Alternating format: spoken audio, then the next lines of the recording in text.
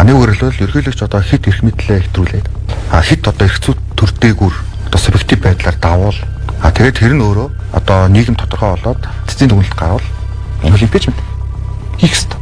Тэгжээж нөгөө парламентаа хамгаалж байгаа. Ерөнхийлөгчөө хязгаарлаж чадахгүй парламент геополитикийг яаж хязгаарлах юм?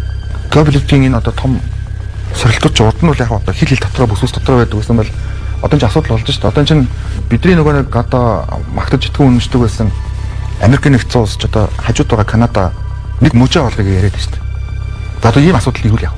Тэгэхээр парламентын халдшгүй байдлыг одоо байгаагаас илүү нэмэгдүүлэх ёстой болж байгаад ер нь бол парламентын гишүүн санал өгтөө хинээс ч үл хамааран айхгүйгээр санал өгөх ёстой байхгүй юу? Ерөнхийлөгч хоёр хөшөөс айхгүйгээр тэгсэж талдлаас айхгүйгээр жагсаалаас айхгүйгээр Монгол улсынхаа тусгаар тогтнолын төлөө тэр хүн халдшгүй байд санал өгөх ёстой байхгүй. Энэ бүр их байдал واخгүй та парламентыг ойлгож байна. Тийм учраас парламентыг хамгаалах хэрэгтэй. Тийм учраас тэр нэг гишүүнийг хамгаалаад байгаа юм шиг.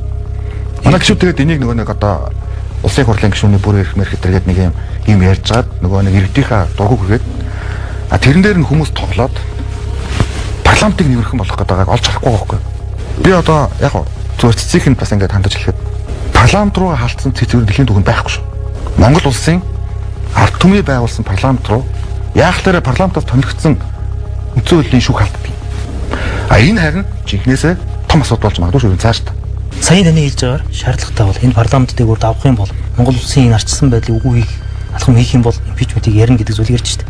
Энэ хууль тийм давах хэмжээний хууль мөн үү? Та юу гэж харж байна? Аль нэг институт нөгөө институцийнхаа бүр их байдал таалдахгүй.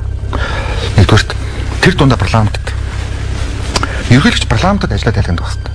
За тэрнээс биш парламентд зааж сургаад байдаг хүн бол ерөнхийлөгч биш. Парламентд зааж сургадаг ганцхан хүч байна. Энэ бол ард түмний шударга сонгуул. Өөрөөр парламентд хариуцлага тооцох субъект байхгүй. Парламент зөвхөн өөрөө өөртөө хариуцлага тооцож болно. Өөрөөрөө тарааж болно. Эсвэл сонгуул.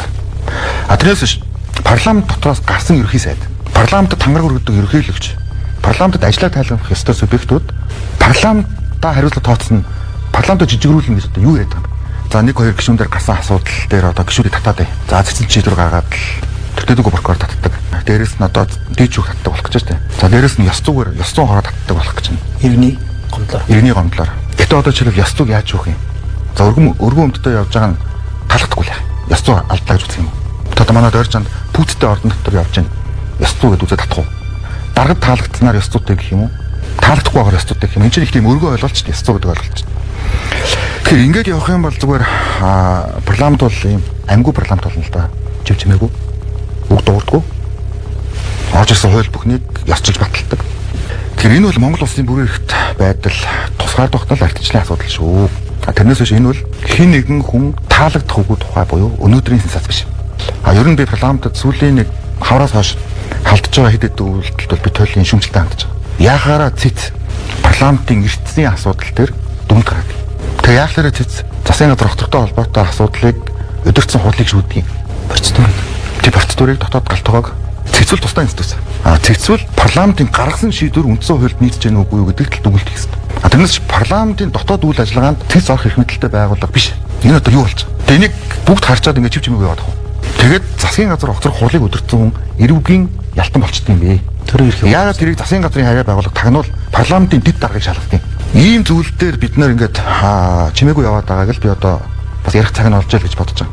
Ерөнхийлөгчөөс өргөн баригдсан энэ хуулийг засгийн газар дэмжсэн гэдэг мэдээлэл гарсан. Нэг, хоёр дахь нь парламентын тэргүүн буюу энэ парламентыг цаашаа ямар байх вэ гэдгийг шийдэх очил дарга энэ хуулийн төслийг хилцүүлнэ гэхдээ манлаж ажиллана гэсэн байл шүү дээ. 27 онд одоо арчилсан сонгуул болох уугүй гэдвэл бас хэрэгэлзээтэй байж магадгүй. Тэрний эхлэл одоо ийм зүйл бас энэ одоо хууль байж магадгүй л гэж би зөв хувьдаа л хардж байгаа. Бодож ярьж явах хэрэгтэй улс төрчид, улс төрийн лидерүүд. Тэгэхээр энэ бол 27 оны сонгуулиас эхэлж байгаа мó гэж би зөв хувьдаа бодож байгаа. Тэгвэл бас ерөнхийлөгчийн ёс зүйг ярил л та. Институт бүгдээр л хоорондоо ярилцгаая л та. Хорон жолоо эхлэхэд ийм асуудлууд орж ирэл. За тэгэл бас гişүүд бас оруулж ирнэ. гэдэг мэдээнүүд тавиал. Тэгэл парламент айлах гэдэг юм яах гэдэг юм. Тэг чи ард түмний төлөө шүү дээ. Парламент ер нь хинээс ч айдаг гэж болохгүй шүү дээ. Жагсаалтын гишүүд одоо өөрсдийгөө биш дараагийн жагсаалтанд орох гишүүдийг хамгаалж дуурах ёстой цаг шүү ер нь бол.